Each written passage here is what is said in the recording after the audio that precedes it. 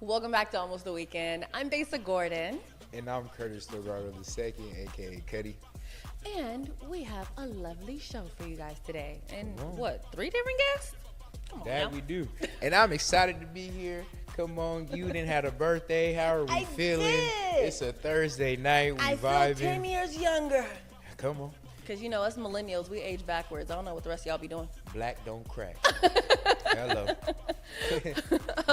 So this week on Almost the Weekend, we have Mafi D pulling up on us for Artist Corner with Cuddy. We have Takia T-Dub Ward, owner of the Riso 206 and Converge Media's Art of the Matter host. She's pulling up to talk about an event that she has coming up called, let me get the name right, child, Soul Food for the Community. And then we're also going to be joined by Lucius, Too Tall Wilson of the Harlem Globetrotters as they celebrate 100 years of the organization. But you already know how we like to start this off because, I'll be honest, I didn't do that much for my birthday. I was chilling and minding my own business and drinking wine, child. At home, by the way. We inside. No, literally. I was at home minding my business. We're going to pass it on over to Cuddy to kick off our weekend warm-up. Yep, that's right. We got the weekend warm-up kicking off, starting off with When We Dance, presented by DJ Nyram, Afro Beats and Afro-house party happening Friday, November 14th at the Monkey Law from 10 p.m. to 4 a.m. Tickets can be found via Eventbrite. Then we got Cork and Paint, which is presented by Rebel One Studios. It's a sip and paint event, not a sippy cup. Happening Saturday, November 15th at Lost Boys Studios. That's 55 Bell Street, Seattle, Washington, from 6 to 10 p.m. Tickets could also be found via Eventbrite. And capping off Saturday evening, we have Soul Piano Seattle featuring Heavy K. This is brought to you by Soft Life Experience. This is for all my Afro, house, and Ama piano lovers, as Heavy K from South Africa brings you that heat at Om Night Club November 15th from 10 p.m. to 2 a.m. Tickets can be found via Eventbrite. And capping off my weekend warm-up, my last event is Espresso 201 Latte Art Workshop, which is presented by Seattle Coffee Gear. It's a latte art making class focusing on milk steaming tips, creating shapes, and the techniques you need to pour like a pro. So on Sunday, November 16th, make sure to pull up to 400 Urban Plaza from 10 a.m. to 11:30 a.m. And those tickets can also be found via Eventbrite. Is that warm enough? No, that's because it's my turn. So now we're going to warm up warm the other up. side. You know, get them toasty. You know, we only warm on the left side. Now we got to make it even. All right, let's jump into my first event. This is one that I've been wanting to go to for years. It is the Seattle International Auto Show. Okay, it starts on Friday, ends on Sunday, and it always goes down every single year over at Lumen Field. And I'm always somehow walking by, driving by, or Ubering by, and I always just kind of looking in the windows, and I'm just like, oh my God, that looks so fun. So one thing I found that was very interesting, apparently they have test drives in there. They got seminars and all types of stuff. So look, if you've been to the Seattle Auto Show, definitely hit us up at Almost the Weekend PNW on Instagram. Let us know what the vibes are, and also let us know if you're pulling up this year because they seem like they're schmood. And who doesn't like nice luxury cars? Come on, you can test drive. That's what it says on the website. It says that there's test drives, child. Then you also have Ladies Edition, all female R&B and hip hop. This is happening over at Hahu Lounge, which is located at 1221 South Main Street, Seattle. Goes down from 8 p.m. to 12 a.m. And of course, there's going to be live R&B, hip hop performances by female artists, cocktails, hookah, and Ethiopian cuisine. Y'all know anything that has food? It's for me. Then, and by the way, that one is actually happening on Friday. So again, the Seattle Auto Show starts Friday and it goes till Sunday, but this particular event that I just mentioned is on Friday solely. Now we are moving on over to Saturday. The downtown Enumclaw Wine Walk is going down. The location will be happening over at historic downtown Enumclaw. Goes down from 4 p.m. to 8 p.m. You can stroll downtown, enjoy wines from various wineries. General admission for pre-sale is $45 and increases to $55 day of. So for all of y'all that like to wait till the last minute to get your tickets, I'm gonna need you to stop doing that so that way you can save your $10 because gas is crazy. I think the only thing that is rightfully priced these days is eggs, and that's because we raised the whole stink about it. Now, I'm just saying, eggs is the only thing that went back down to normal price. Everything else is like sky high, child. I don't think they was ready for that. This was something else that I thought was really, really dope. There is a youth open mic night coming up this Saturday. Starts at 6 p.m. It's going to be over at Spotlight Dance Center, which is located at 704 South 3rd Street, Unit B1 in Renton, Washington. The target audience is ages 9 to 18. And, you know, you're able to share your music, your comedy, your poetry, singing. Of course, they're already going to have the mic, amp, keyboard, and all the other things that are going to be there for our youth to get up on stage and really just express themselves artistically. And I'm totally here for that. We need more things like that for our youth, because we got all of our open mic nights. What about them? They want to have an open mic night. I would love an open mic night at the age of 9 or 10, child. Come on, like O says, the youth is the truth. Shoot. And then lastly, I have Saturday Social Season Scorpio. Saturday Social Scorpio Season. Hello. Shout out to my Scorpios out there. Hey, how y'all doing? This is being put up by my big bro, Papa Black, aka 1K Lifestyle. This is going to be happening over at Mirror, which is located at 500 Bellevue Way Northeast. It's a night out to celebrate, network party. It's featuring some like dope performances, so definitely pulling up to Mirror. Come out to a 1K event. I don't know if you've ever been to one, but trust and believe they are an absolute schmoody wood, and you will not regret when you pull up. That's my last bit. Now they gotta be warm by now. They gotta be warm. How could you not? And if not, turn up your heat. Who told you to watch Almost the Weekend with your AC on? Facts. You know, just shoot us a little extra and we'll put a little extra heat on there. Get that furnace cranked up. Go on. Put a little habanero on that. Hello. Now, with that being said, look, friends, we are going to go to a quick commercial break. But when we return, Cuddy is about to hit us with a very special edition of Artist Corner featuring Mafi D, who is going to be live right here in the studio. Of course, you're watching Almost the Weekend. Hey, you want some coffee? Ain't the same. You don't know what you're talking about. I know exactly what I'm talking about. Acts on Stage presents Detroit 67. This award-winning story chronicles a family having a house party while the city is on fire, and a country dancing to the new sound as it finds itself in the dust of one of the most explosive periods in American history. It seems like it's all coming together and falling apart. You talking that slick talk with me when I've I'm been not drinking? trying to cause you any trouble. You've been this whole time as a bunch of trouble. What the hell you doing in Detroit?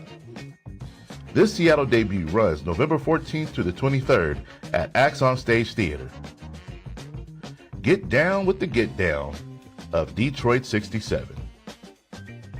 Welcome back to Almost the Weekend. I'm your co-host, Cuddy Worldwide Incorporated. Sophisticated, please don't hate it. Yes. Come on. Yes. And we are here with another Artist Corner, a special one, my first in-person studio one. With, hey, this guy, I talk about him all the time. You see us together all the time. This is my twin, my artist, and my brother. So please help me welcome my dog, Mafi D, to the studio. Come on, man. Yes, sir. What's happening, Yes, baby? sir. Come on, man. Welcome to Almost the Weekend, brother. What's going down? How you doing, baby? You already know, brother, how Come we on. get down. But I'm good, bro. How you feeling? I'm all right, bro. You know, taking a load off, just being a dad and focus on getting to the bag and just trying to stay creative and innovative and just keep my juices flowing, bro. Stay sir. fresh, you know what I'm saying? Absolutely, Yeah, bro. Well, sure. for the people who don't know you, you feel me? Let's kind of get into like the evolution of Mafi. I know you started out, it was Lil D. Mhm. You feel me? Then it's Yeah. D Ski, now it's Mafi D. Yeah, you man. feel me? Let's take them back from the beginning, Yeah. and then how we're here now. Well, the little D started from like my dad's Big D, so Big DJ. So really, Come on, shout out. shout out Pops. You feel me? I just adopted the name. Pops was like, you know, in the streets real heavy and like at one point, you know what I'm saying, so was I. So it kind of just came from just being around and just in the neighborhood and just, you know, it was hereditary. It was just passed down really. And then I had got myself in, you know, some trouble, you know, as we all do if you're in the streets, if you really living that life. And I took some time to sit back and think, well, you know, once I come up out this situation, everything got to be different. You feel me? Like mind, body, and soul. You feel me? I'm in there working out heavy. You know what I'm saying? Cappy, shout out Cappy. Come on, man. man. You know, just thinking like, okay, what can I do? And I know like when I was making my mistakes, I was young. You know what I'm saying? And I feel like Lil D was for a little boy essentially. You feel me? So I had to just think about, well, how can I reinvent myself, or who can I be once I come out this situation? And what came to me was, so my dad, you know, he was heavy in the streets, and he ran with a group of men in the streets, and they called themselves Mafia Clique. So what I decided to do was make a record label out of the situation, and instead of calling myself Lil D, I was like, well, how can I reinvent my name?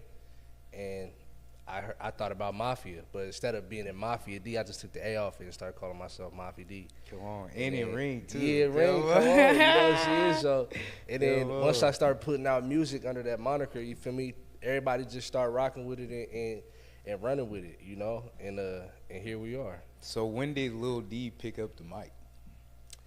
Like when was that first studio session? The first studio session was like, I want to say probably 2014, 2015. I got took to the studio. Like one of my partners from the neighborhood, shout out Baby Kurt, man, shout out Kurt. He was always like influencing me to take it serious, you know what I'm saying? Because I'll just be on the block, maybe freestyling, rapping, or you know, he heard I had an interest in it, you feel me? And I even expressed my interest in. He tapped in with D Menace, which is another one of the homies, and yeah, you know, one thing led to another. I ended up going to the studio, man, and I took, like, when I was just, like, hustling for nothing, just to probably buy some shoes or to get a car, now it turned into, like, I'm hustling to get to the studio so I can record a song. Come on. You know what I'm saying? For sure, so. Absolutely. Yeah. And so just, like, describe just that journey as far as from the first time you being in the studio to now where you're starting to get some traction, where it's like beyond the neighborhood, more parts of the city starting to mess with your music. You're starting to get people to reach out to you and collab. Yeah. Like, what was that time like? What are some notable features on your like come up in the beginning of the journey? Like in the so say that question again. So like as you were coming up, like in the beginning stages and stuff like that, like once your name started to buzz, like who were like some people that like reached out, you started working with, you feel me? You know, you gotta take the Frenchie, you know, different little stuff, you know. So bet. Like, what was that like once it's like, all right, bet, Lil D can rap, let me start messing with bro. Man, it was crazy because like it was kind of like easy for me to get them features because like for one, I'm just a genuine person. Like I feel like I'm a real person. I'm not fake, and I didn't let like. When you're in the streets, there's a lot of politics and there's a lot of, you know, lines that are blurred and, you know, certain people don't want to cross them certain lines. But I feel like I didn't really care about it after a while because my purpose became bigger than the streets. You know, I had my daughter, and then that stepped me away from like the gangbanging aspect of it. You know what I'm saying? And I just wanted to be able to solidify myself as a man at that point. You feel me? So. Once that change started happening, I feel like the universe just started changing things and people around me. And I think my first like real introduction to that was like I had did a song and a video with Maker, with Make a Million, you feel me? Shout out, bro. Before it was cool to do that, you know, because he represents South Seattle. Right. So me and him did a song and a video together. And then after that, me and French did our Rest His Soul, you feel me, my boy. And I feel like once I started crossing those boundaries, it just became evident, like, you know what, I'm more than just, like, I'm not bigger than the program, but I'm more than this, though. You know what I'm saying? So, for sure. And so you said you started 2014, 2015. So at, like, what year do you feel like, all right, this is working, and it's like, nah, bro, I'm a rapper. Like, this is what I do. This is who I am. Man. This year, bro. This year? Come on. It's 10 years I would in. keep it real with you, bro. This year, bro, like don't get, like I was saying it for a while, like I'm saying it, but I feel like now I'm more comfortable with like letting other people know, like, you feel me, with that confidence, like, bro, nah, like, this is what it is. I don't even care about what you got going on. Like, even if you my partner, you want to get me on something, bro, we got to talk business, because this is my business. You know what I'm saying? I don't know what you guys do. You guys might do it, like, recreationally or whatever the case may be, but this is something I see myself doing, like, for real. You know what I'm saying? So I kind of I had to put my foot down on that, but I had to grow to be comfortable with able to do that. Absolutely. And I feel like this year has, like, solidified myself in that, because over the years I've been documenting my progress. So it's like, if you don't see why I feel this way, then go do your research. Like, it's there for you to, it's there for you to see. You feel me? It's there for you to see. So this 10 years for sure is just me, like, laying down the groundwork. I feel like these first 10 years is just nothing but groundwork. And a lot of things have been happening for you this year, and so it's really like a two-part. But, like, you know, you got the Imagine feature. Imagine. You had, like, in the beginning, we had the schools when we was up at Panther Lake. Yeah. You feel me? So we're with the kids. We got the right. Imagine for the summer anthem. Yeah. We just did the King County Metro, you know. King County So Metro it's like, anthem, for sure. you know, Yeah. so at that point, seeing those things, seeing you Bro, being, I had to, excuse me, bro, but I Yeah. had to, like, when we did the school, bro, it was like, after that, I felt so wholesome. bro, I and you ain't was gonna lie, nervous for that, like, bro, should I even nervous, do like, it? I was nervous, bro, because it was like, I didn't know if I was being me. Like, I didn't, like, of course I got kids, you feel me, I'm a father, I'm a kid guy, but it was like, okay, I know that my music is subjective, you feel me? So it's like, after I do this, do I gotta change who I am? And if anything, I feel like it just added more substance to who I am. I think it more so speaks to kind of the example that T.I. laid out when he was like, yeah, I'm a hustler, I'm an entrepreneur, I'm a father, I'm and I'll, everything. you feel me, Yeah. get right with you. Like, I'm all of them. Nah, for sure. You know, so Yeah, for that's sure. kind of display of that. And so, yeah, that kid one could talk to us a little more about that, and especially, like, from the response from the kids. You feel me? Other schools starting to reach out, like their students Man, seeing the video. it even went so far as to, like I've been working on a pardon from the president. Come on. And it went so far as to, like, I got, like, a character witness letter from the principal at one of the schools. You feel me? Like, Yeah. it was that. It's deep. You It's know what I'm deep, saying? bro. Like after that, bro, I pulled over the whip, bro, and, like, shed a couple tears, because, like, I would have never thought that I would be the type of person to go in them schools and do that. And it was like a testament to who I am now. You know what I'm saying? I feel like if I wasn't right, if my heart wasn't in the right place, or if I wasn't the right person for the job, then I feel like God wouldn't have allowed me to be, you know, be in that space with them kids to impact them like that. Right, right. And so that's that feature. And then we mentioned the Imagine feature, which has went crazy. Yeah. You feel me? Talk to us about that. going up? Which you know, tapping in, making a song for Imagine Tequila, a new Seattle home brand for us and whatnot. Like, you know, what was the experience on that like? Honest, the experience for that, it's like one thing that I've come to just like, I feel like now I'm more open-minded. You know what I'm saying? Especially, like, if you come to me with something, I don't even try to question it. You know what I'm saying? I try to be like, man, what's he up to now? You know what I'm saying? Right. But it's like, all right, I know bro got my best interest at heart, so let me just see. Let me just go for it. Let me try. You know what I'm saying? So that's how it came about. You hit me for it, and I'm just like, you know, it's fam. You know what I'm saying? You, Rochelle, Rashawn, the whole team. You feel me? I Yeah. look at it like family. That night was crazy. Just Yeah. even cooking up Come the on, song. bro. It was And, all of us in there. Yeah. Everybody's there. And I feel like for me, what's so good about this, I honestly feel like why it's such a hit is because everybody was involved. Right. Everybody had an input. Right. And everybody was there for the making of it. You know what I'm saying? So it kind of got like that. Extra love That behind extra it. love Yeah, behind like, it. You yeah. feel me? So the world is I feel like the world is feeling what we was feeling While in making that it, booth yeah. while we was making it. You feel me? The world is just feeling that process. What did R. Kelly say? He said, yeah, I just finished the song. It's a girl. It's a girl. It's a girl. It's a girl. It's a girl. Hey, Bow Wow said, he's like, yeah, it's a baby. It's a baby, man. It's a girl. It's For Come on, sure. man. That's exactly the feel, bro. And it's like, so what's the feedback been like? You know, they featured it on Imagine or the Boat Party. You know, you done been to California now, back on Fig. Shout out T-Real, shout out Smack, shout out to Back on Fig family. Showing it love. You feel me? What was that like? You went all the way out there to LA. Like, bro, you know, G Perico stamped it live on the stream. Honestly, you know? bro, it's just like, this is one of like the first songs that I feel like, this is one of them songs for me. Like, I've had a lot of songs where I'm just like, this one's it, this one's it, this one's it. I'm an artist, so of course I want every song to be it. Right. But I feel like this is one of them songs, like, even the songs before that I was like, this is it, there was always like a discrepancy. You feel me? Or somebody was like, yeah, this is hard, but I like your other song. Or yeah, this is hard. But you know, but everybody that listens to Imagine, it don't matter what genre, it don't matter what background, it don't matter what group of people, it's the same reaction. You know what I'm saying? It just makes you want to get up and feel good. You know what I'm saying? I think that's what music is for real. Absolutely. You know?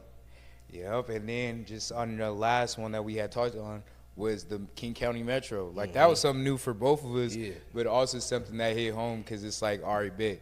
We've been on Metro and just Seattle transport our whole life, not our whole life, but like coming up, like that was a part of our childhood. That was how we got around to explore the city. That's how we got new friends or made, you know, like, oh, we're all about to hit the 7 That was how we was doing it, bro. And I just put the jingle version out, by the way, too. You know what I'm saying? That. And then the full version song will be out right after that. But that's just another testament to just Cuddy being Cuddy, just throwing me something and see what I'm gonna do with it. You know what I'm saying? And it's an opportunity that I was just like, man, I gotta serve it right, you know, because it's like I gotta walk a line for where it's like our people can feel it, and then the world, you know what I'm saying, the rest of the Seattleites can digest it good too. You know what I mean? Yeah. Absolutely.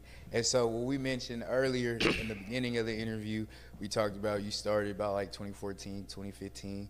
So that means we're coming up on the 10-year, bro. So like, what does that feel like? You feel me? Is it all worth it? Like these 10 years that you've gotten so far, what's the plan? Like, it's the 10-year, bro. Man, how we celebrating? What we on, bro? It's the 10-year for sure. Come on, how we honestly doing it? It's for sure worth it, bro, because I'm still here. Right. You feel me? And still relevant. I'm still relevant. Climbing. Yeah, and I feel like if I didn't attach myself to the music, a lot, like, ain't no telling where I would be, because a lot of my partners who I was running with, they dead.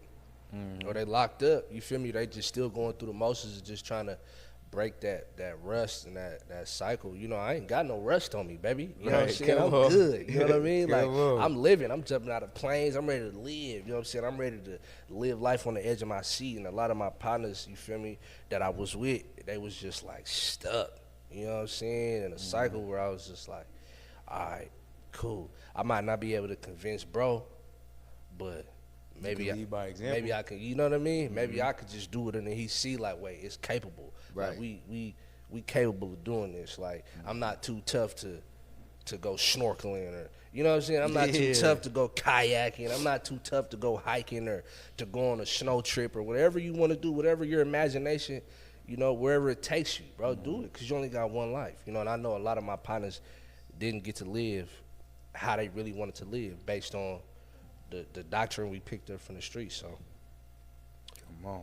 So what does this 10-year mark like mean for your career? Like, what is it that you want to now go to? Like, what's the heights you want to reach? What's the things you want to obtain now that we're 10 years in? You feel me? It's a lot different than being 2 years. I'm trying to be. You're no longer wet behind the ears, brother. You're in this thing. I'm trying to be at the Grammys, bro. The Grammy? Whoa. You feel me?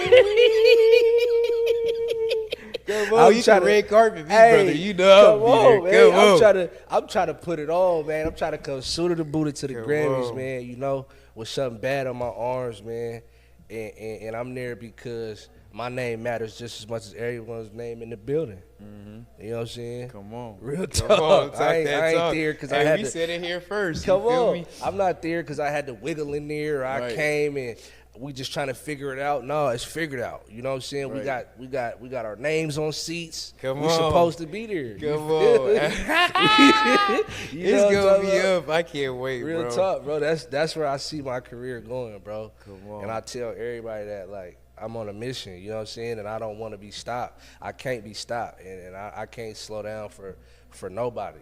You know what I'm saying? Like I look at my kids and I'm just like, how can I tell them to follow their dreams if I quit or if I give up or if I don't take it to the fullest extent where it can go? Like we only got one life to live. Like I can't play with this. Right. You know what I'm saying? Like Right. ain't no playing. Ain't no playing. Like I see that for myself. You know what I'm saying? Like I see it. Well, in a more present moment, bro, before we get to our last little points on this interview, bro, like what's next? I know we talked about we got the toy drive cooking up for this holiday season. Good all toy our family drive. and You friends, know, stay tuned for that. Putting that together, man, in the works. You know, toy drive around Christmas. I just, you know, it came to me. Any projects? Anything? Well, no, talk about toy drive Yeah, first. so my it fault. came to me by my boy McIntosh, you know what I'm saying? He had put the bug in my ear, and I was just like, why not? You know, like I'm a kid guy, and it's just something, you know, to give back to the youth and to give back to my neighborhood that I used to take from, you know what I'm saying, and just change the narrative and just even like bring some of the homies out that might still be involved just to soften up how they move through life, like, you know, and it might be for that little moment, but maybe they leave here feeling inspired to go do something for somebody else. You know what I'm saying? I feel like that's what life is about. So, you know, a movement of paying it forward. for sure. Come on. So also speaking on the what's next, is there any projects coming out? Any features we should be Man, looking out for? I got What's a lot of going on? I got a lot of projects coming out, bro. I got Everybody Can't Go, you know what I'm saying, coming. I got a project with Ellis Prescott, Leave I'll Be Alright, on the way. I got a project with my bro out of Kansas City 2 times. It's called KC. I got another project with my boy coming out, Todd Corleone, called Cuban Links and Champagne. So we working. And everything's done too. You feel me? We just pushing out now at this point. You know what I'm saying? We just pushing it out. You know? For sure. Heard you. Well, before what we do like to do on this show is have like a little rapid fire, Trey. little fun game. Come on. Cause I see you want might as some- well come You want on. some airtime, Hey, bro. I see you Nephew want some can't sit airtime. still. Come on, bro. Come on, man. Hey, What you want to do, man? What you want to- welcome, almost the weekend family. Welcome Trey to the set, man.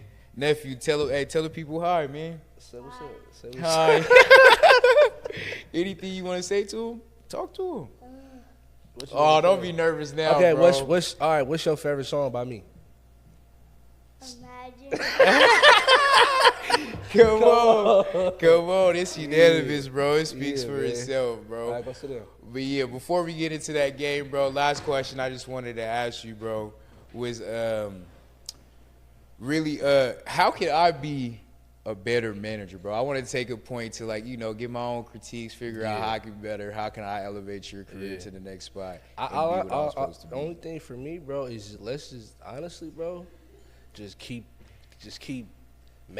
putting me in uncomfortable positions, bro. Mm-hmm. Uncomfortable positions. Like even things that I might not even see for myself, bro. Just throw me out there, because at the end of the day, whether that be talking, whether that, you know what I'm saying, whether that be advocating for something, because where I see us going, bro, we're going to have to get used to a whole lot of, you know what I'm saying? We're going to have to get used to a whole lot of uncomfortable things, bro. But the more we do it, the more it'll be second nature. And then we coming in the game like vets. Right. You know what I'm saying? Come on. For sure, bro. Come on. Well, yeah, bro, let's get into this game, this rapid fire, bro. It's going to be quick, little one-answer questions, real quick. All right, bet.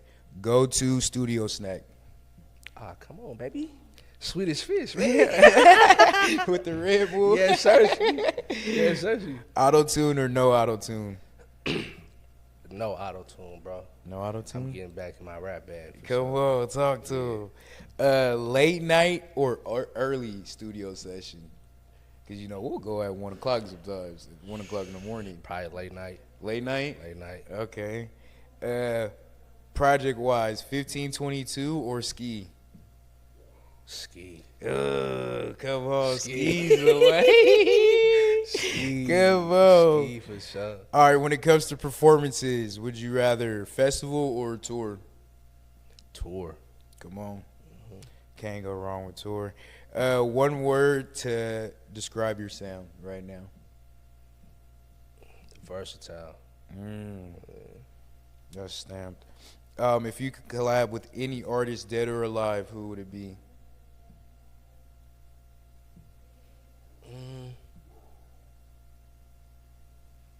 Dead or alive? I say Kendrick. Kendrick? Yeah. Heard you. Hey, Kendrick. Just on some West Coast. Yeah, You feel Kendrick, me? if you see this, brother, we gotta tap stand, in we with gotta us, stand bro. That. You gotta stand that. Come on. What's the first thing you do when you hit the studio? Tell the engineer play the beat. Come on. Play the beat. We ain't wasting no time. Favorite bar or line you've ever written? Favorite bar line I ever written? I wake up every day and thank God that I'm here. Come on. I just slapped that the other day. Come on. For sure. All right, last one. And I actually got a bonus, so I have two. What city shows Mafi D the most love? The town, for Come sure. on. Yeah. And then my bonus question, what's your Mount Rushmore for Seattle artists? Now, what's Mount? Is that 4 or 5? That's Mount Rushmore. How many presidents that is? That's 4. 4. 4? All right, that's 4. I'm like, just mine, my personal. Yeah, your personal. I'm gonna say me. I'm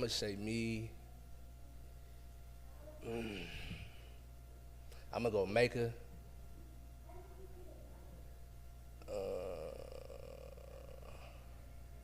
I'm gonna go Frenchie, just 'cause that's my boy. Rest in peace. Come on. And for number 4, I'm gonna go So you got you, Meg, Frenchie. That's 3. You got one more. Lil D. Lil D.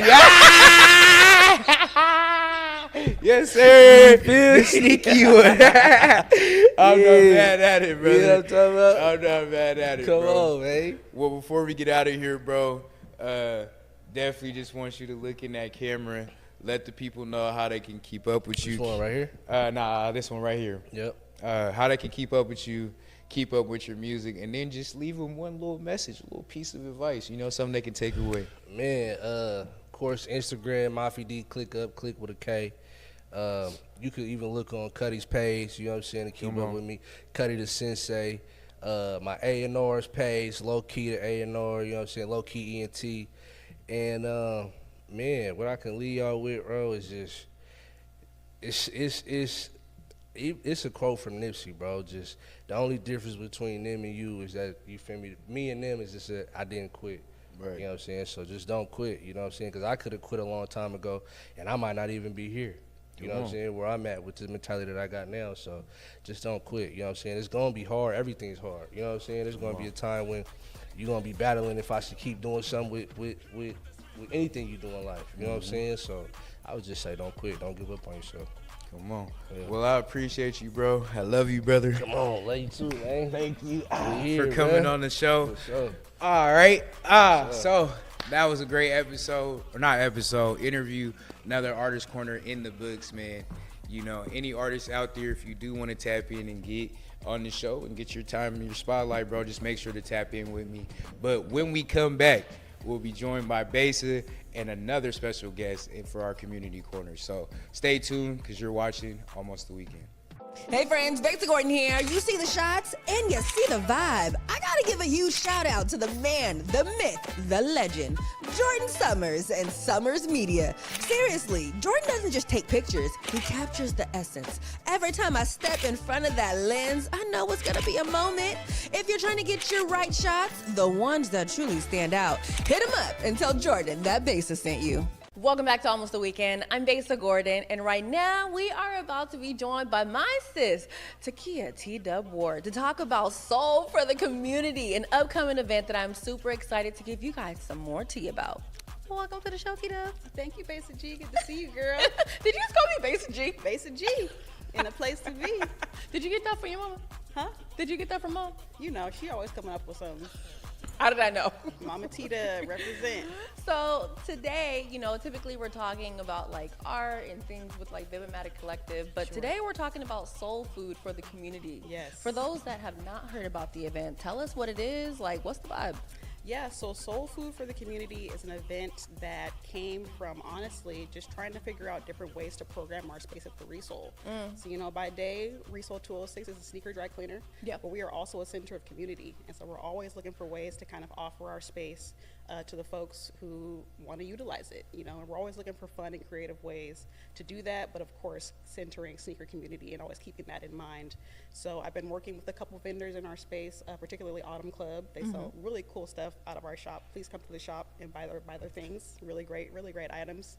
But we were talking about different ways that we can kind of activate and host events, and this sort of like small vendor market kind of came from our conversation. And with continued conversations with other vendors who are also interested in occupying the Resole, it kind of became like a bigger thing. And so I sort of realized that we had something on our hands.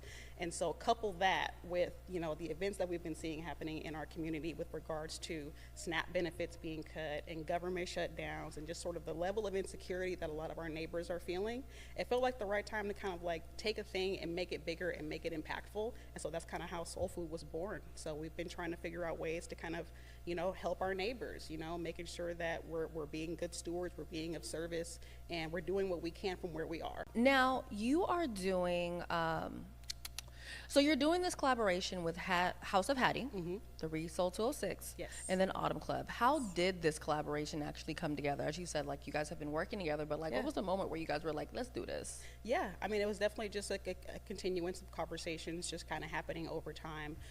We've had Autumn Club in our shop for a couple months now. They sell really cool socks and beanies. Shout out to Autumn Club, shout out to Dr. Lily and Bryant. You know, they're really cool people, obviously representing the city.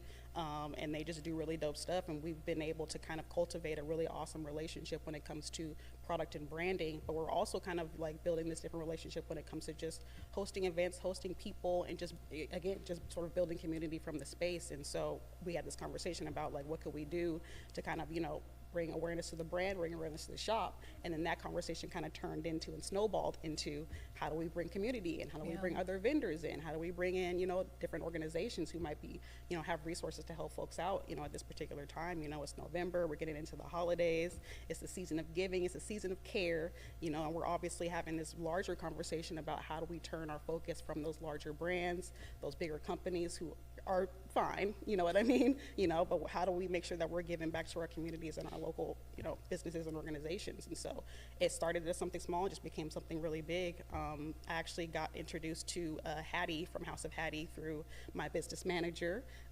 Brandy. Shout out to Brandy Henry, S4S Management. Appreciate you, sis. She is just an incredible connector of community. She actually introduced me to Autumn Club, and she introduced me to House of Hattie.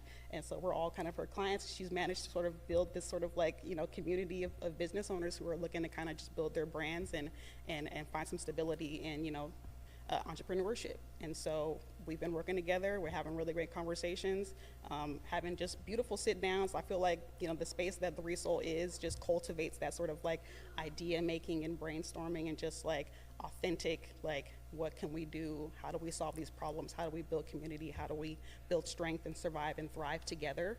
That space just sort of cultivates that energy, and I love that I get to be the steward of that space.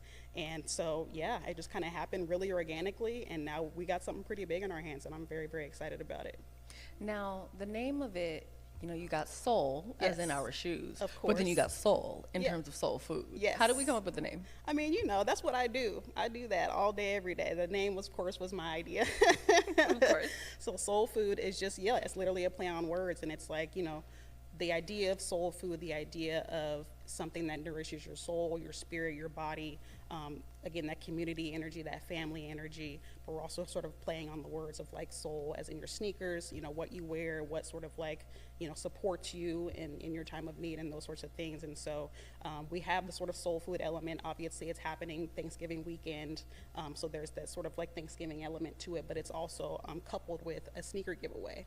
So we're bringing in the soul element, the sneaker element, of course, you know, Resole too, so obviously it's a triple play on words, but just, yeah, bringing all the things together and doing something fun and exciting. Now, I was actually just going to get into that whole sneaker giveaway portion of it, because obviously we got resold 206, so it only makes sense to have a sneaker giveaway. Yeah. Now, are these sneakers that you've purchased and designed, or are they like donated sneakers? Can people still donate? Absolutely. So we are taking donations as of today in our shop. So if you have sneakers that you want to donate to the cause, if you want to just donate to the resole in general, please bring them by during our business hours, Tuesday through Saturday, noon to 5. But yeah, sneaker donation is something that's built into our business model. We haven't really been as engaged in it as of late, but I felt like this opportunity was a good way to sort of introduce it to our larger community. So, you know, I get a lot of people that come in the shop that are like, man, I had these kicks and they just fell apart and I just threw them away. And I'm like, man, I know you'd be like, whoa, it kind of like, it hurts my heart a little bit, but I understand because people don't know, you know, that there's other opportunities to breathe new life into your kicks, and the resole is the place to do that. So as more people kind of get, you know, abreast of what we have going on, they understand like, oh, I don't have to throw these shoes away that have been sitting in my attic for 5 years. I can actually breathe new life into them or give them to somebody who can actually utilize them, you know. So our donation program is something that we've definitely wanted to cultivate, and I think this event gave us an opportunity to do so. So donations are happening now. We're taking whatever you got. Obviously gently used, you know, is better, but you know, we have the people, we have the skills to make sure that they're wearable and it can get to the right folks. And then vendor wise, you guys got some dope vendors that are pulling up. What's going down with the vendors? Definitely. So we're you know, we're trying to cultivate a sort of experience that allows people to show up in the ways that they feel they can. You know, I think when I think about, I heard the news of the SNAP benefits being cut, and you know, I don't sell food, I don't offer food, but I do sell sneakers and I do offer sneaker cleaning. So, you know, when the thing came, I was like, well, what can I do from where I am? And I offered free SNAP cleanings for folks who had lost their benefits. Wow. You know what I mean? It's not something that you necessarily think would be automatically connected, but it's what I can do from where I am. You know what I mean? So we're definitely offering opportunities for vendors. If you got a business and you want to be a part of this event, definitely reach out to us. We're looking for vendors currently. And yeah, if you have something, if you've experienced this as well, I think too, like if you're a person of community who has had, you know, some insecurity take place and you just want to, you know, an opportunity to give back and show that you care and show that you want to be a part of the community and be a part of, you know, making sure that people feel that security from the people that they're actually, you know, in contact with. I think when we think about, you know, the sort of things that are happening with our government, there's this sort of like ethereal negative energy cloud that's just looming over all of us, you know what I mean? But I think staying connected to your people, staying connected to your community is what allows us to get past that and get through it in a real and authentic way. And so if that is your energy, if that is something that, you know, you feel connected to or feel called to, please reach out to us. We want you there. I'm curious to know, and this is not one of the questions that I showed you that I was going to ask you earlier, Yeah. but you know how I do, child. Where does your care and love for uplifting our community and making sure our community is good come from? It comes from my mom. You already know. You know Besa. Mama T Dub. She is the ultimate caregiver, you know, and she has shown me what it means to make sure that you have eyes on your people. You know what I mean? Like, she is the person who's always on the phone. You know, if she thinks about somebody, she's calling and making sure they're okay. You know, if you get a thought about somebody, that means something. That means you need to call. You know what I mean? So she's always been that person. And I feel like people really appreciate that about her, and she remembers people. And I think that's also important too, especially in a time right now where, you know, we're so disconnected from each other. It can be hard to even know if you have community, if you have friends, if you are remembered, if people do care. You know what I mean? So if we can cultivate and create spaces where people can feel that and remember that and know it, you know, intrinsically, then we're doing our job. So she's definitely the person that instilled that in me, and then I found my own way, you know, to sort of build it for myself. And having space for me is very important in doing that work. And so that's also why it was important for me to actually open the resole, is to have a space to be able to do what is in me to do. That makes total sense. Now, going back to the event, you guys have a live DJ, there's going to be raffle prizes, and there's even a gratitude reflection. Sure. What kind of vibes are you really hoping that people walk away with after they leave the event? Yeah, I mean, I hope people get a sense of fulfillment from it. I think, you know, again, we're trying to push against this sort of like really negative energy that's looming everywhere right now. You know, we're seeing it on our feeds, we're seeing it on the news, we're seeing it in the streets, sadly. You know what I mean? You see people kind of going through a lot of stuff, and you know, our mental emotional health is tough right now. I'd say for myself too. I've been having a really hard time sometimes, you know what I mean? And my people are the ones who kind of keep me grounded, keep me in reality of like, we can get through this. You know, community, my family, my partner, my dog, you know what I mean? Those cuddles and pets could sometimes change your day around, you know what I mean? And I feel like at the end of the day, our connection to one another is of utmost importance when we're sort of dealing with these sort of, you know, spiritual warfare, honestly, that's going on right now. You know what I mean? Yeah, it's a lot. You know, we're all seeing it. It's not, it's not TV. It's not, you know what I mean? It's not a movie. This is real life. You know, even like locally, we're seeing it here. So, yeah, I just wanted to sort of let people know that, you know, from where I am, I think we can get through this. You know, I know that we have the power. I know that we have the strength. I know that we have the fortitude. I know that we have the skills. I know that we have the resources. You know what I mean? Like, we are abundant. We have what we need to get what we need done. And I think like events like this, opportunities for us to come together and connect and see each other and realize the reality of our situation is how we get through these hard times. Absolutely. And then, you know, for this particular event, every dollar goes towards helping families in need. Yes. Are there like any specific nonprofits that it's going to, or can you tell us more about that? Sure thing. The funding that I'm giving everybody who's involved an opportunity to kind of choose an organization that they want their proceeds to go to. But for me, it's going to the Loving Community Food Program at Wanawari.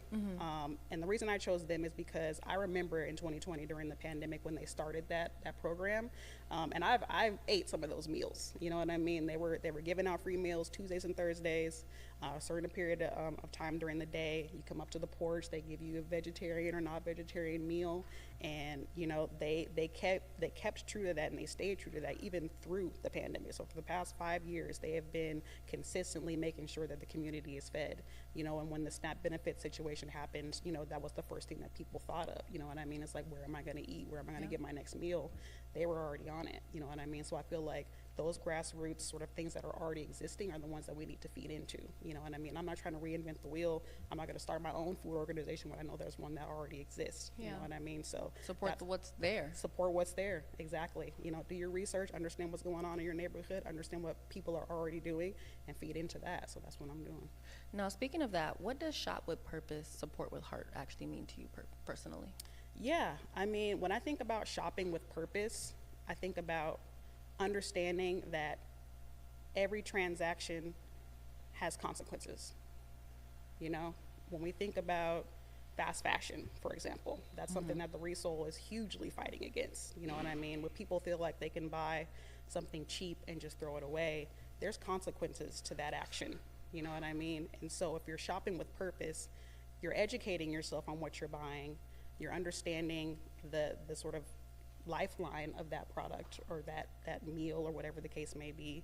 You know where it's coming from and you know where it's going. You know what I mean? That to me is purposeful. You know, and shopping with heart, supporting with heart is obviously just leading with your heart, leading with love, you know, understanding that people are going through hard times right now, having grace for folks, and doing things from a place of love, just genuinely, you know, because that's what we need right now. These are big facts. Yeah, man. Now, we're going to do some rapid fire questions. Okay. Okay, first things first. Favorite sneaker of all time? Ooh, black metallic Jordan 5. Ooh, okay. Yes. Come on, metallic vibes. I know that's right. Does. What's your go-to pair when you're running errands? Ooh, I mean, right now it's the Flu Game 12. I'm rocking those today because they're super comfortable and they're easy to slip on, slip and go. Slip and go, don't even have to untie. Yeah, exactly. That's, yeah, for sure. Dream collab sneaker brand or design? Ooh, dream collab for me. I mean, I have to say Jordan. Like, I would love to work with Jordan Brand. So, Jordan Brand, see me, holler at me. I got some ideas. I know that's right. Okay, favorite soul food dish. What's on your plate first? Ooh, well, you know I'm vegetarian, so it's hard. Fair. I'm gonna have to say mac. Mac touching yams all day, every day. I need the combo. Most Seattle thing you've eaten recently? You know what's? I'm on a fast right now. I'm on a cleanse. So I'm gonna say no. I was at Wally's recently. I was at Wally's. Shout out to Walt. I got that good catfish dinner. Yes, for sure. Okay. If you had to name a sneaker after a food, what would it be called? Ooh, sneaker after a food. I'm gonna say like. I'm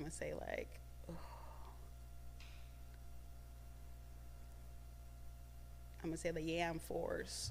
I'm like, did you just say Yam 4s? Yam 4s. I'm about to make some Jordan Yam 4s coming soon. I'm gonna make them watch.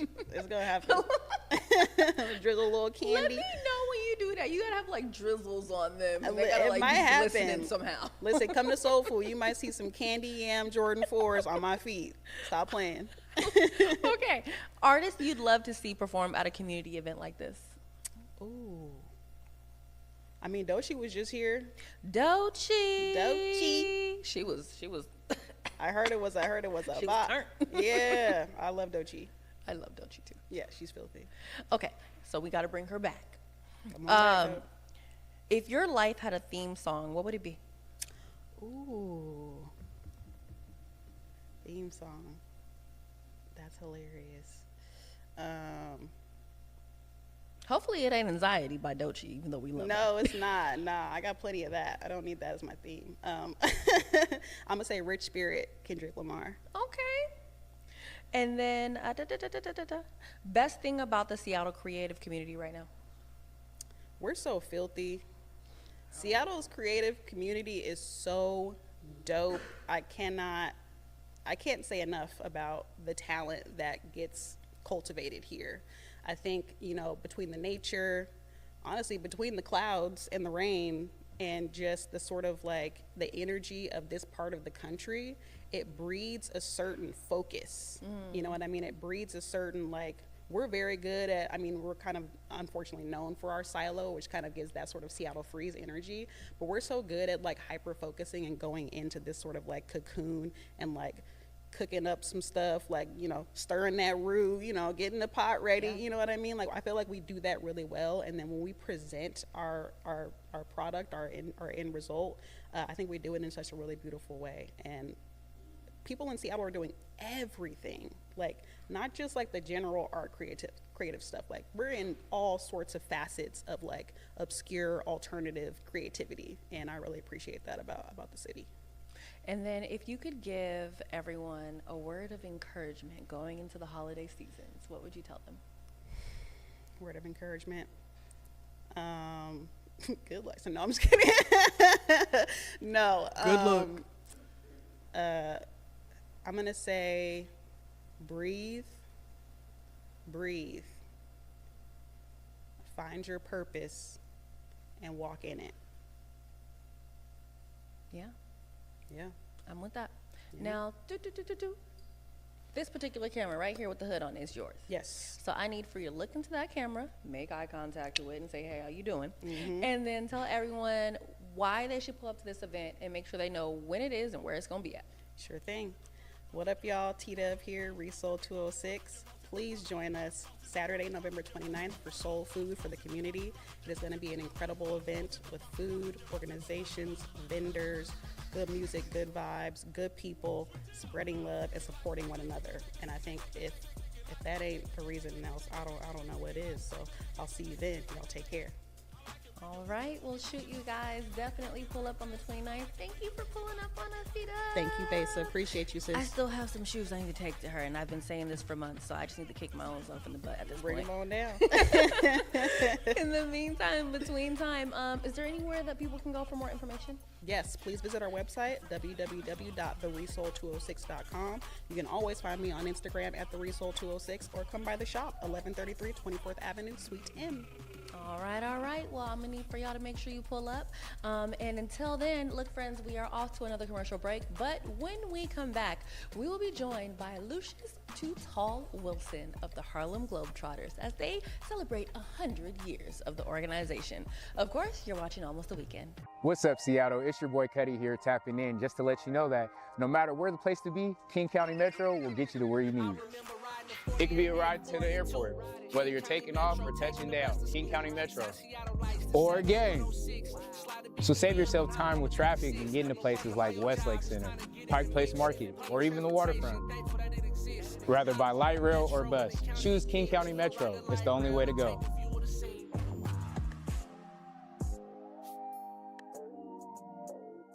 Welcome back to Almost the Weekend. I'm Besa Gordon. My co-host Cuddy is taking a little break. He might be drinking some of that mushroom coffee once again. You never know what he's up to. In the meantime, in between time, look, we have a very, very special guest with us today. We have Lucius Too Tall Winston from the Harlem Globetrotters. Child, let me tell you something. They're actually going to be here in 2026. They're going to be in Everett over at the Angel of the Winds Arena on Sunday, January 25th. They'll also be in Kent at Showwear Center on Friday, January 30th.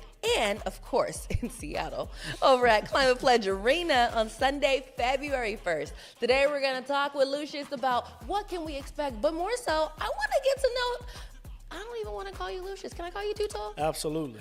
I want to get to know Too Tall. Welcome to the show. Thank you so much for having me. Appreciate it. Absolutely. I'm sorry it's raining outside today. It's all good. It's all good. Listen, hey, the sunshine is inside here, so we ain't outside in the rain. And that is what matters, okay? Now, speaking of sunshine, like, look, you guys are celebrating 100 years. Right. You know, I definitely want to talk more about you, but to get things started, how does it feel to be a part of the Globetrotters at this time? It's amazing. I got a chance to do an interview with one of my coaches, Sweet Lou Dunbar, who's been with the team now over 40 years. Wow. I think 45 plus now, but he played with, Marcus Haynes. He played with Curly Neal, played with Melark Lemon. I've had the chance to meet Lynette Woodard, the first female Globetrotter, to play for the Harlem Globetrotters. And just to be a part of that lineage, to be a part of this legacy, to hear all the things that they had to endure for me to sit here in this seat today is definitely humbling. And I just want to just have that chip on my shoulder every single night that when I put this red, white, and blue on, I'm not only representing my family, I'm not representing an organization, I'm representing the players that came before me. So everything they did off the floor, everything they did on the floor, I just want to embody that inside me and bring it out to all the fans that we see every time we step on the floor. I love that. Now, when was the moment that you were like, you know what?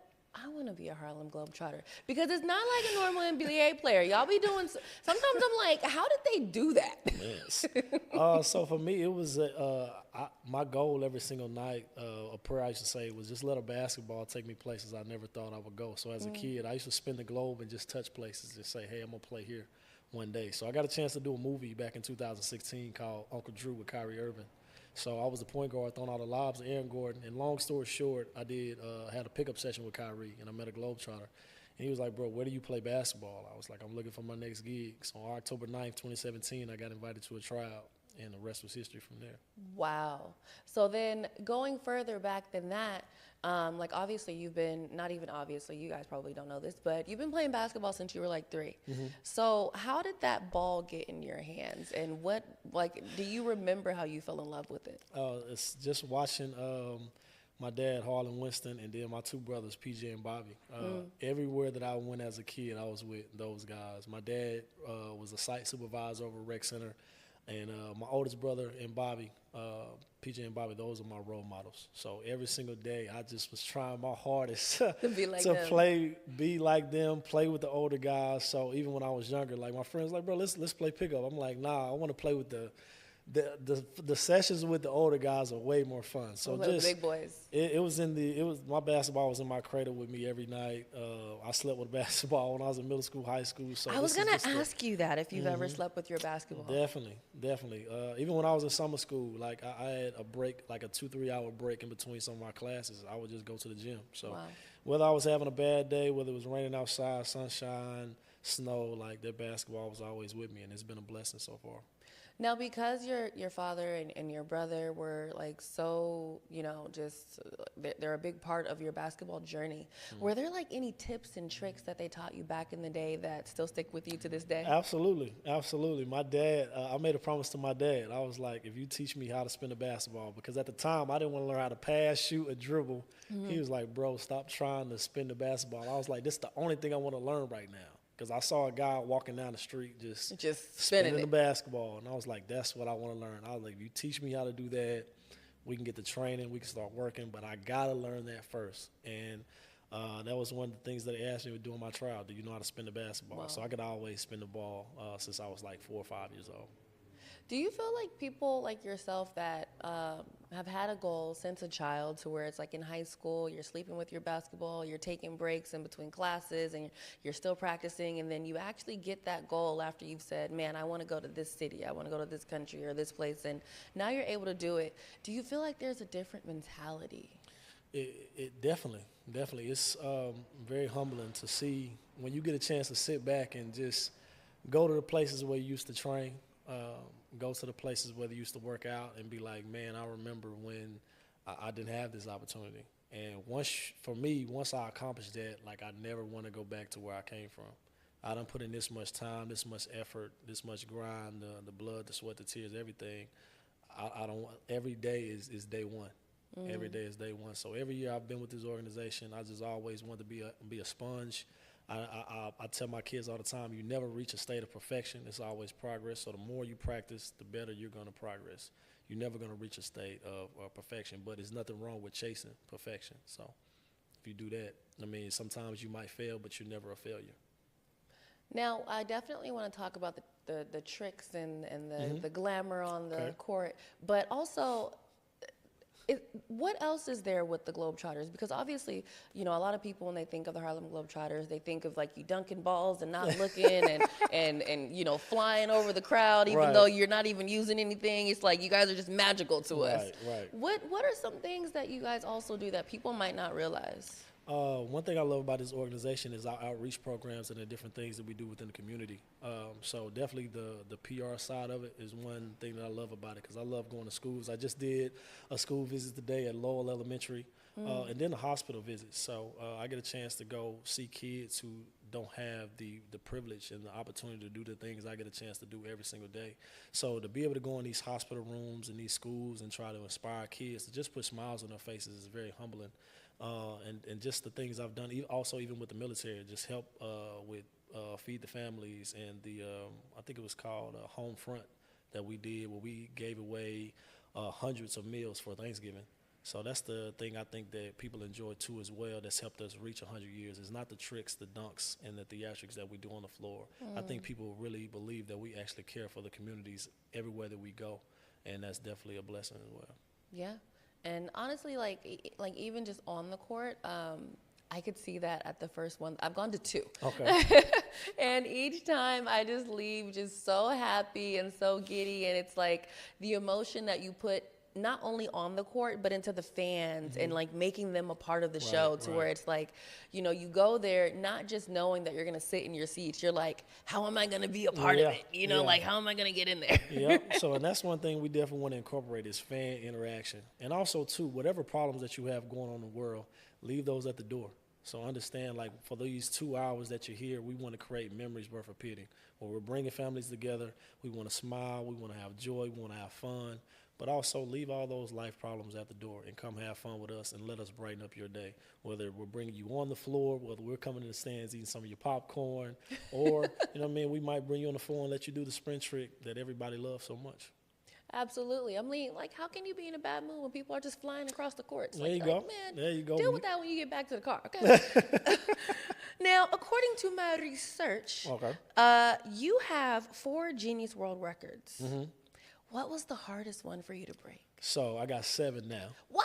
Got 7 That's why now. I said according to my research, because apparently it's out of date. I got 7 now, and I would say the one I just did this past season, I did the most 2-ball bounces with one hand for 1 minute. I got 310 dribbles in 1 minute while I'm dribbling 2 basketballs.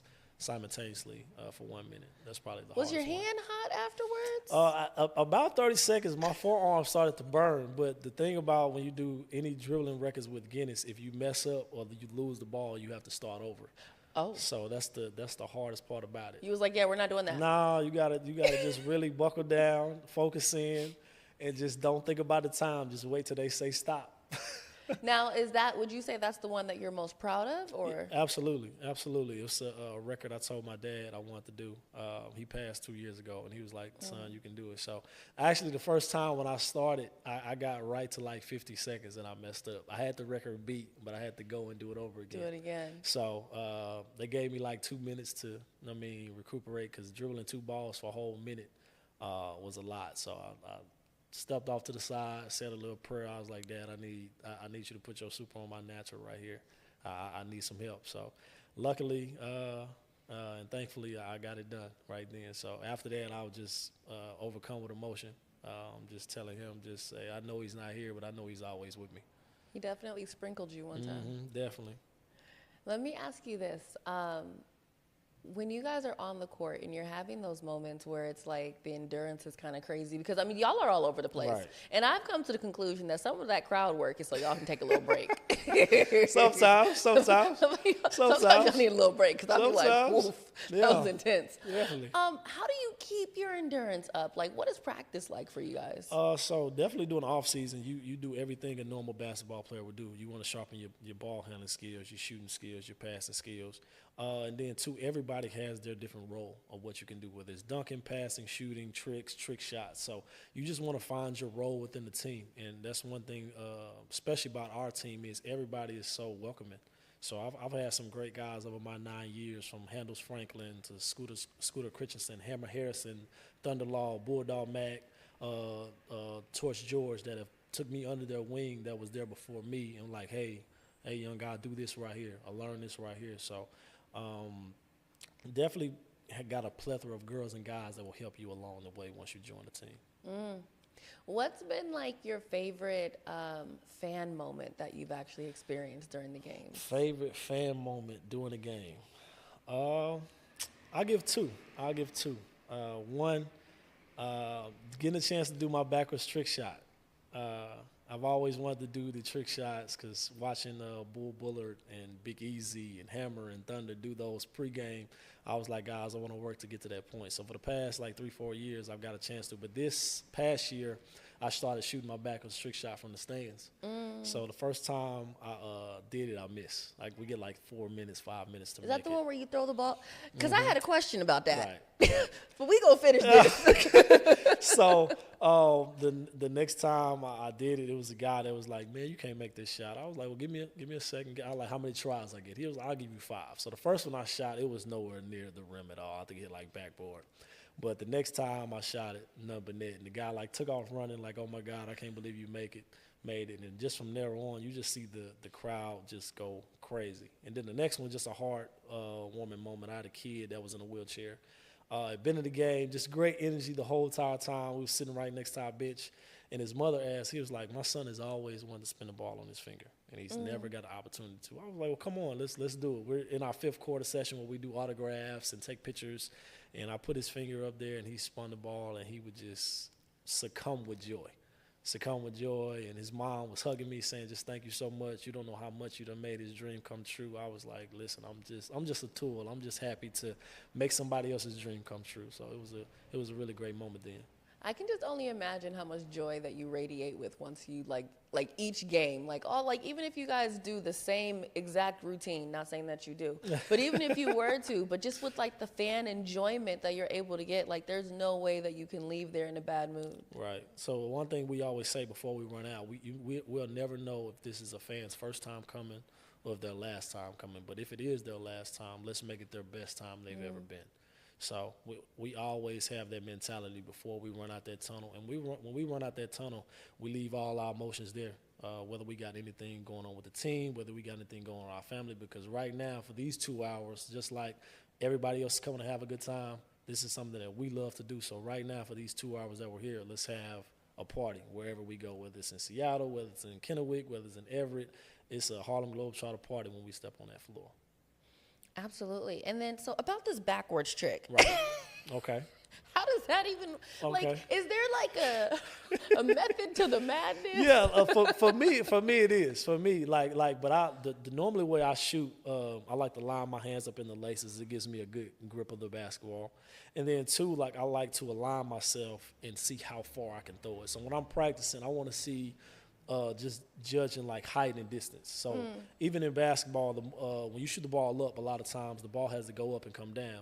So you don't really want to throw the ball, you want to shoot it. So same way I shoot here, I want to follow through the same way. And once I can gauge and measure out exactly where I am, it's just now just putting the ball in the right place. Child, let me try something like that. I'll be done hit someone in the head. The ball might not even make it to the court. Like it's gonna be in someone's popcorn, someone's hot dog. You will have ketchup all over it. Like I can just see it, and I'll be like, well. Hey, sometimes people enjoy it that way though, but it takes practice. It takes practice. So every time you practice, it gets better. So, you're known for all of your handles and all of the amazing tricks that you guys are able to do on the floor. So if there was one trick that you could show me, what would it be? Okay. All right. Well, listen, I will do the ball spin. Okay. So what I'll do is I'll come right here. I'll take a knee real quick. Just like this. Let me see your left hand. Okay. All right. All you gotta do is go just like this. And so I'll explain this too. So a lot of times when people say when you spin the ball, it burns. So you don't want to put it on your fingertip because it doesn't last as long. So you want to put it on your nail. So once it's on your nail like this, same way, it spins on your nail, same way. Just like that. Cool. And it stays spinning. So a lot of tricks you can do with just spinning the basketball as long as you keep it on your nail. Around the world, behind the back, on the forehead, different ways you can spin the ball. So wait, but I thought you need a nail. How you do it on your foot? We're not doing that today, Wanna by do the it? way. Okay, I got you. Next time. Next time we'll do that. Next time we'll do it. So before we get ready to get out of here, I like to do rapid fire questions. Okay. All So they're quick, simple. Okay. The first one I think is we might already know the answer to. First trick shot to pull off. Backwards. Dunk or three-pointer? I'm going to shoot a three-pointer. What's your go-to pregame hype song? Sideline Stole, J. Cole. Most cities visited on one tour. Most cities visit on one tour. Oh my God. Number? That's one tour. Oh my God. That's gotta be 100 probably. Okay. What's been your favorite stop so far? Australia. What's the best part about being too tall? What's the best part about being too tall? A lot of people try to say, since I'm too tall, it's a funny name. But once they see what I can do, they be like, oh yeah, we like too tall.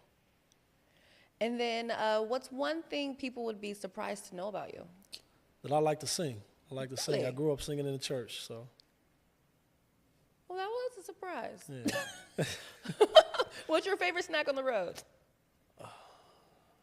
It's favorite gummy worms. Yeah. Really? You just shocking me over here, child. Who was the biggest prankster on the team? Crossover, Tompkins. Definitely crossover, absolutely. And then which move do fans always ask you to teach them? My two ball spin, or when I do the ball manipulation while I spin the ball sideways. And if you could describe the Harlem Globetrotters in 3 words as you celebrate your 100 years, what would it be? Fun, innovative, trailblazer. I know that's right. Now, shoot, let me get these dates again for y'all. As a matter of fact, no. This is your camera right here with the hood. Okay. I would love for you to look right into that camera, make eye contact with it, say, hey, how you doing type thing. I got you. And tell people why they should pull up in 2026. Okay. Well, this is Lucius Too Tall Winston from the world famous Harlem Globetrotters. If you have not attended a game and seen us in person, this year is the best year. It's our 100th year tour. You see these uniforms that we got on right now. Be the first to get them. They're made by Jeff Hamilton to celebrate our 100th. So we'll be here in Seattle and in Kent and in Everett. The information will be on this episode. Make sure you check us out. It's going to be fun. It's going to be innovative. Ton of tricks. If you don't like good basketball, come on out. Check us out. I know that's right. Well, shoot, Lucius, I want to thank you so much for joining us. And again, you guys, look, we have Angel of the Winds Arena Sunday, January 25th, Shower Center Friday, January 30th, and in February on the 1st, we have Climate Pledge Arena. So make sure you guys grab all your tickets and get your joy on. I've gone to 2 different Harlem Globetrotter events, and trust me, I live my best life at both of them. Okay, okay.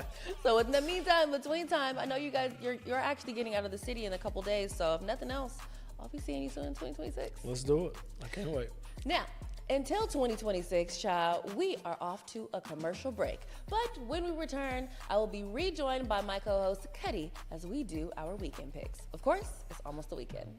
Get ready for the 2025 Bullet Lecture in American History at the Seattle Public Library Central Branch. On Thursday, December 4th, Eve L. Ewing, author of Original Sins, will share her perspective on the American educational system and how it has shaped our shared history. Reserve your spot today. We back, y'all. We back, y'all. Back in the back, y'all. We back, man. Almost the weekend. Thank you for continuing to join us, stay with us. And what is it now? Weekend picks, right? Weekend picks. So I know that means it's almost time to go. However, we love you. And we want to be here longer too. But we got to make these picks and get up out of here. No big facts. Where you going? No, where are you going? Hey, yay. I am contemplating Saturday Social Scorpio season over in Bellevue with 1K. Scorpios. I mean, aren't we nice? We can be a lot. You know that purple emoji with the little horns? And it's like, that's what I think about Scorpios. So, it would be a good time. I'm going to mind my business and keep this PG. How did you even go there? But heard you. I had to say it without saying it. Heard you. I'm going to go on a lighter note I'm messing with the espresso class, a little latte art. Nice. It's a different little bag. I'm going to stay in my arts and crafts this past weekend. I took my first sewing class. Shout out Dan McLean. Oh, did you? I made a tote bag. It's hard. up. But I'm so proud of myself. I'm going to show you pictures after we get off. And it's fire. I ain't going to lie. Look at us I've been putting it to trying use new things. already. Yeah, Last week I was floating. This week you'll be You gotta say crocheting. it. I know that's right. I found out I'm a left-handed sewer and everything. Yeah, but I'm right-handed. Hello. We learn something new every weekend. Ambidextrous. Well, shoot, with that being said, once again, please try something new this weekend, okay? Because obviously me and Cuddy is over here just doing new stuff all the in time. our I still bag. haven't been to Mirror, so that would be my new thing that I try. That's cool. In the meantime, between time, you guys already know we got to make sure that you guys are taking King County Metro. That part. Because, y'all, the traffic is trafficking, the wind is winding, the rain is raining, although the weather has been just random spandom. I don't know if it's going to be sunny. I don't know if it's going to be warm. I don't know if it's going to be windy or all three and raining in one day. So make your life a little bit better so that way you're not having to deal with all the things and you can save money on gas by just taking Metro. Facts. And I know you've seen us popping it, showing you an example of exactly how to do it. So keep running it up. Keep using King County Metro because, hey, KC Metro, only way to go. Only way to go. Where can they find you, keep up with you, let them know before we get up out of here? Every single thing of mine is at Besa Gordon, BesaGordon, Instagram, Facebook, Twitter, TikTok, etc. Besa Gordon. And then, of course, you guys, if you would like to advertise on Almost the Weekend, please hit us up at advertise@wherewecondverse.com. Come on. That was efficient. That was an elite little spiel. Yeah, That was I nice. might be just a little bit media Come trained, on. just a little bit. Come on. Un poquito. Un poquito. But with me, you guys can keep up with me at Cuddy the Sensei. That's CUDDYTHA Sensei. And if you want your event featured on our website, submit it at events@wherewecondverge.com. Follow us on Almost the Weekend PNW. And always, of course, remember to like, subscribe, share, and comment. You feel me? And so, yeah, as you can see, we're doing big things. We're continuing to expand the show. We might even have some live audience guests. We want to pop it with our homies. We want to create the vibe because it's almost the weekend. So stay tuned for that messaging. And like we said, keep up with us on Almost the Weekend. Absolutely. Well, shoot, with all of that being said, I think that's the end of our show, Cuddy. That is. All right. Well, shoot, until next time, we'll talk to y'all soon. You know why? Because it's almost the weekend. Yes, sir. Peace.